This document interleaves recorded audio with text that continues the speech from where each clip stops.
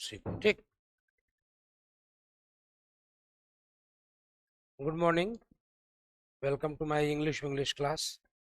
आज हम लोग जो 6 तक पढ़ चुके हैं इंडियन सिविलाइजेशन कल्चर में, तो बच्चों आज उसके आगे हम लोग पढ़ेंगे। बहुत ही सुंदर चैप्टर है जो कि आपके 12th क्लास में दिया हुआ फर्स्ट चैप्टर। ये आपको मैंने उस दिन बताया था कि ये जो चैप्टर है माय एक्सपेरिमेंट विद ट्रूथ, जो कि महात्मा गांधी जी के द्वारा लिखा गया है, उसी का एक एक्सट्रैक्ट है, ये पार्ट है ये। ठीक है, ये उनकी आत्मकथा का एक छोटा सा हिस्सा आपके 12th बुक में दिया गया है। ठीक है, तो उसको हम लोग पढ़ेंगे। तो 7th नंबर में क्या है, दे फर्दर रीजनड। दे यहाँ पर हमारे एंसेस्टर्स के लिए यूज हुआ, पूर्वजों के लिए। किसके लिए? पूर्वजों के लिए। तो उन्होंने आगे ये कारण बताया है, रीजन बताया, वजह बताया है क्या, कि that large cities were a snare, कि बड़े जो शहर हैं वो किसकी तरह हैं, तो स्नेयर मतलब जाल की भांति है, ट्रैप, जाल की भांति है। एंड अ यूजलेस इनकम्बरेंस, और वो बेकार के बर्डन है, हमारे ऊपर बोझ है, ये गांधी जी का कहना था। And that people would not be happy in them, और लोग वहां खुश नहीं रहेंगे, है ना। बड़े शहरों में लोग खुश नहीं रहेंगे। और देखा भी ये गया है आज के परिप्रेक्ष्य में। देखो कि बहुत बड़ा बड़ा बिल्डिंग है, उसमें बहुत सारा मतलब फ्लैट बना हुआ है, लेकिन इस फ्लैट में कौन है और आपके सामने वाले में कौन है ये पता नहीं होता। सालों साल तक उन लोगों की बातचीत नहीं होती। सामने वाले के बारे में पूछ लो क्या नाम है आपका, तो वो लोग नहीं एक दूसरे के बारे में बता पाएंगे, है ना। तो उनका ऑब्जर्वेशन गलत नहीं था, बिल्कुल सही ऑब्जर्वेशन था महात्मा गांधी जी का। ठीक है, तो ये इसीलिए वो कहते हैं and that there would be gangs of thieves and robbers, और वहां पर जो गैंग होगा वो क्या चीज का गैंग होगा? गैंग मतलब दल, कैसा ग्रुप, तो बुरे लोगों के समूह को गैंग कहते हैं। ठीक है ना।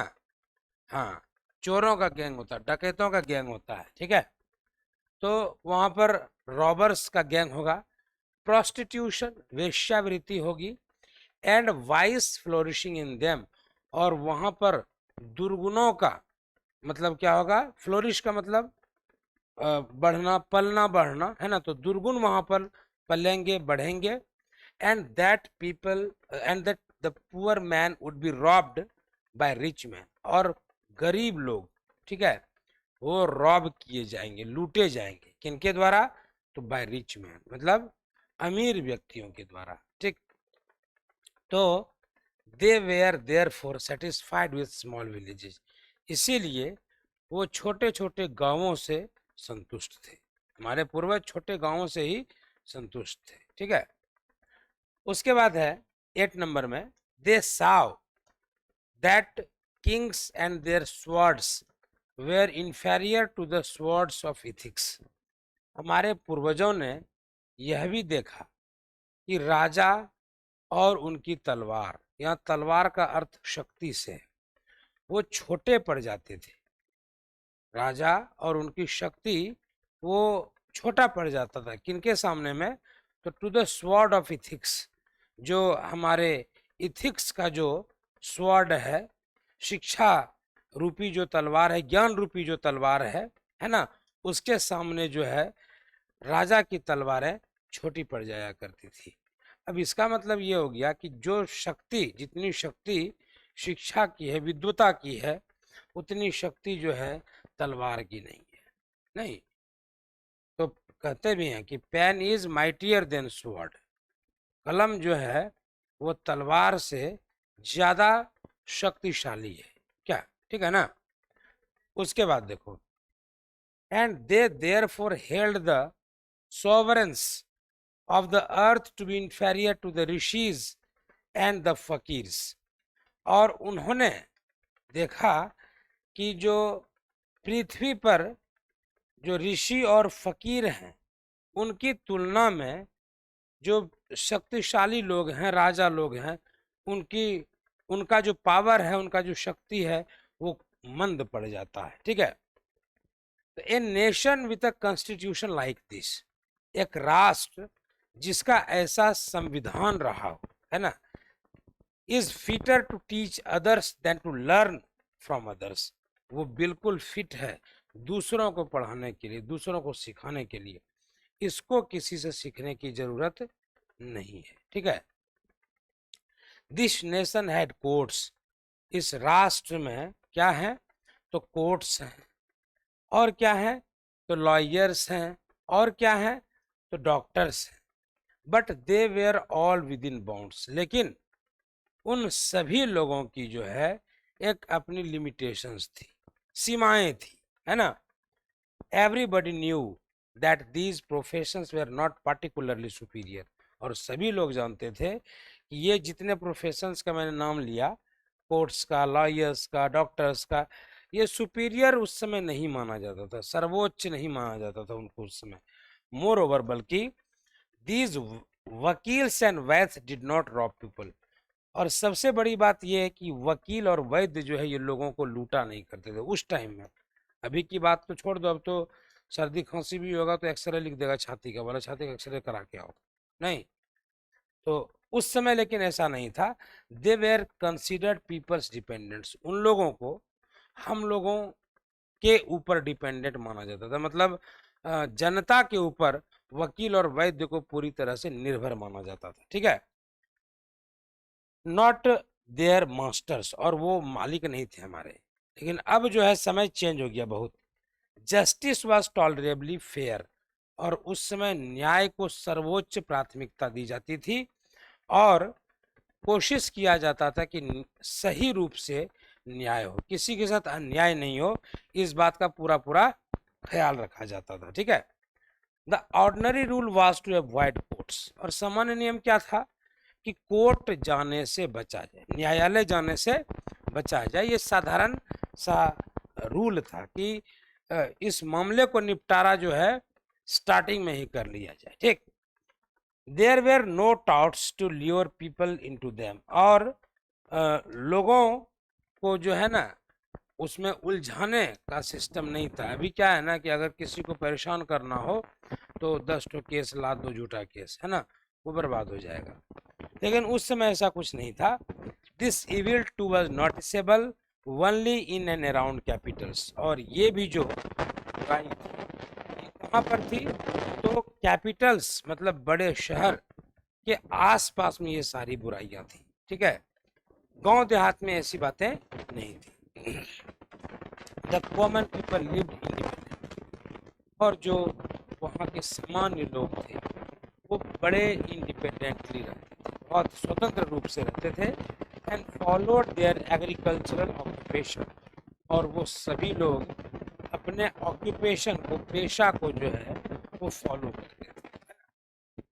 दे एंजॉयड ट्रू होम, और घर में रहने का सही आनंद ये लोग उठाते थे, ग्रामीण लोग उठाते थे, जिनके घर में कुछ आसपास में कुछ खेत है, एक बड़ा सा बंगला हुआ करता था। बंगला हम लोग किसको कहते हैं, बड़ा बिल्डिंग को बंगला नहीं कहते हैं, बंगला लोग ये ग्रामीण क्षेत्र में कहा जाता है जहाँ घर और उसके बाहर बैठने की जगह जो होती थी उसको लोग बंगला कहते हैं, नहीं।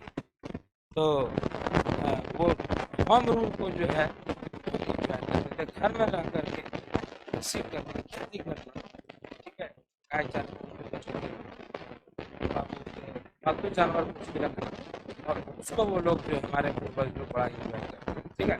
और इसी चीज़ की सलाह वो हम लोग को भी दे रहे हैं कि अगर लोगों को अच्छा जीवन व्यतीत करना है, भारत वर्ष को सांस्कृतिक रूप से समृद्ध बनाए रखना है, सिविलाइज बनाए रखना है, क्या करना होगा, लोगों को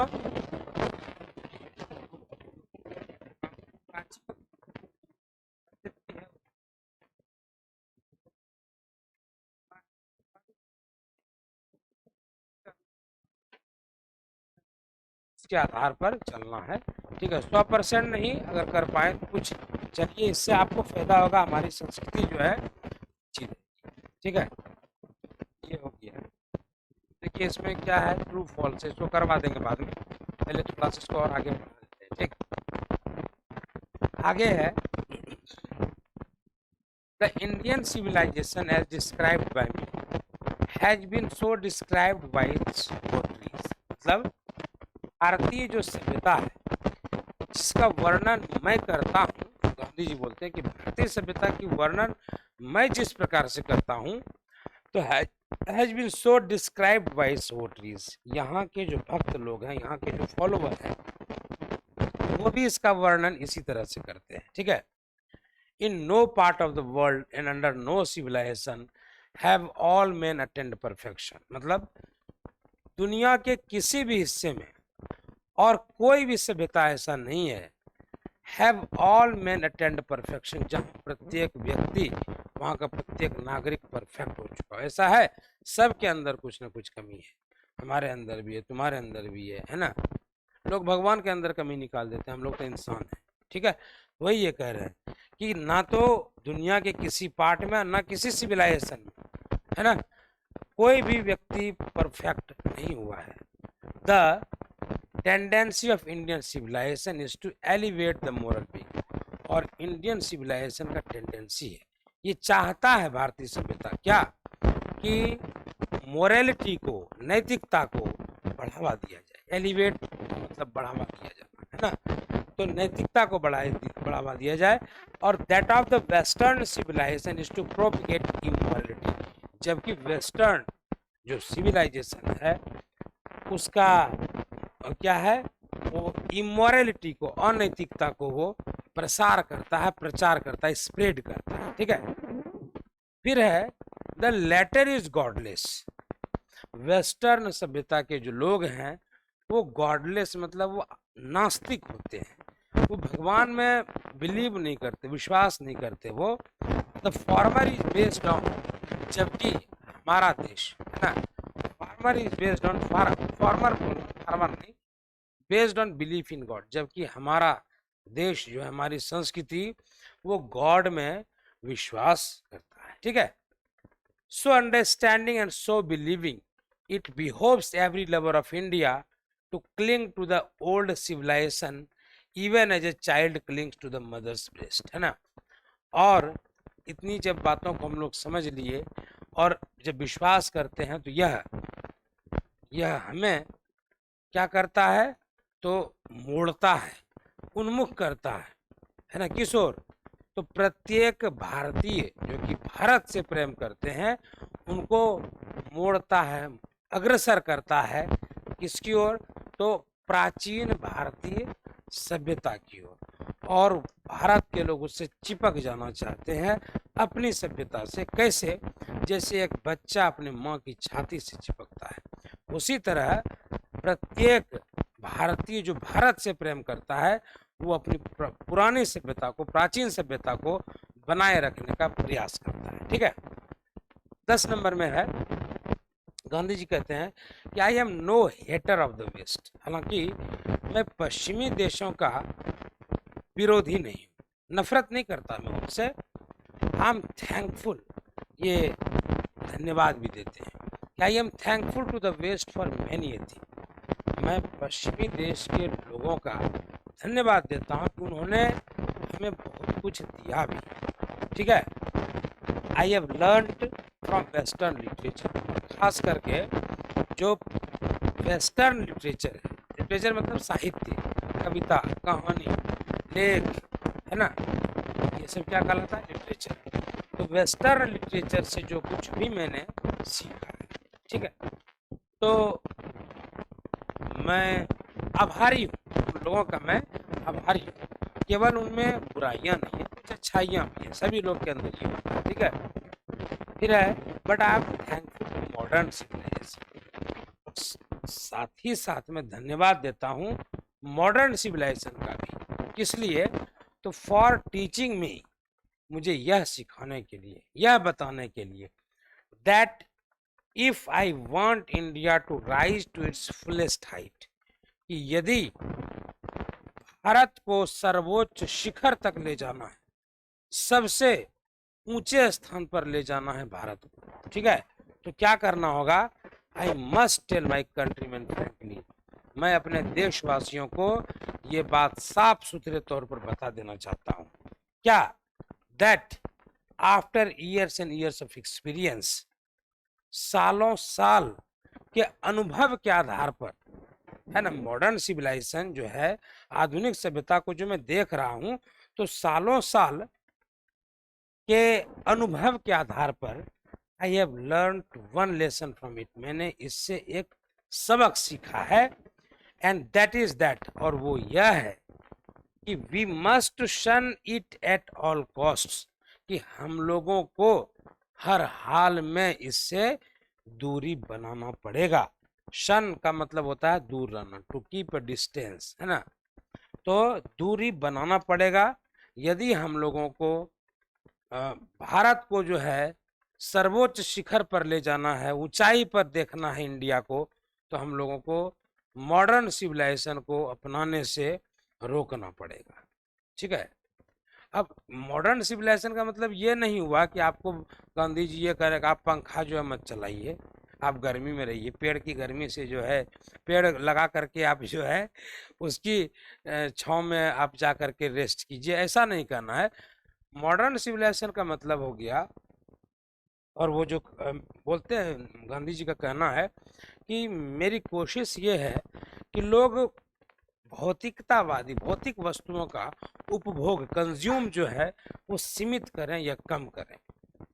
बस समझ रहे हो ना, भौतिक वस्तु क्या, सुख सुविधा की वस्तु है, क्योंकि वो क्या करेगा, हम लोगों को अपना गुलाम बना लेगा। सुख सुविधा की चीजें क्या करेगी, हम लोग को अपना गुलाम बना लेगा, है ना। हम लोग उस चीज के हैबिचुएटेड हो जाएंगे, आदी हो जाएंगे, हम लोग उसके बिना रह नहीं पाएंगे। ठीक है। अभी अगर हमको कोई साइकिल कहते चलाने के लिए, साइकिल चलाकर यहाँ एक तो टाइम वेस्ट होगा, और दूसरी बात मेरी स्थिति खराब हो जाएगी। नहीं समझ रहे बात को। तो ये क्या हो गया, यही भौतिक सुख है। अब कार ले लेंगे तो कार लेने के बाद फिर बाइक छूने का मन नहीं करेगा, समझ रहे हो ना। एरोप्लेन अगर खरीद लिए तब तो धरती पर पैरे नहीं रखेंगे, है, आसमान में पढ़ा देंगे बच्चा सबको, है कि नहीं। हाँ, तो ये चीजें हैं। तो गांधी जी इस चीज पर जोर डालते हैं कि हम लोगों को जो है मॉडर्न सिविलाइजेशन को नहीं अपनाना है, अपने प्राचीन सभ्यता को अपना करके ही हम अपने देश को सर्वोच्च स्थान पर ले जा सकते हैं, शिखर पर ले जा सकते हैं। ठीक है। अब देखो 11 नंबर में देखो,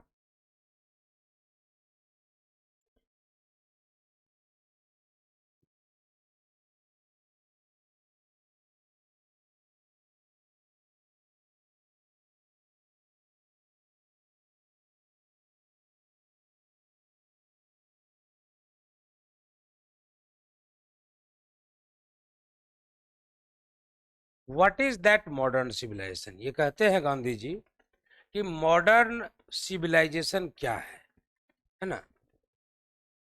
तो it is the worship of the material. अभी हम जस्ट बताए कि यह मटेरियल यानी भौतिक वस्तुओं का ये पूजा है। ठीक है। भौतिक वस्तु मतलब सुख सुविधा की वस्तु, आराम की वस्तु। ठीक है। जितने मशीनरी इन्वेंशन है, जितने आविष्कार हैं, आधुनिक आविष्कार, उनकी बात ये कर रहे हैं। तो worship of the material, it is the worship of the brute in us, और यह हमारे अंदर कठोरता की पूजा है। ठीक है।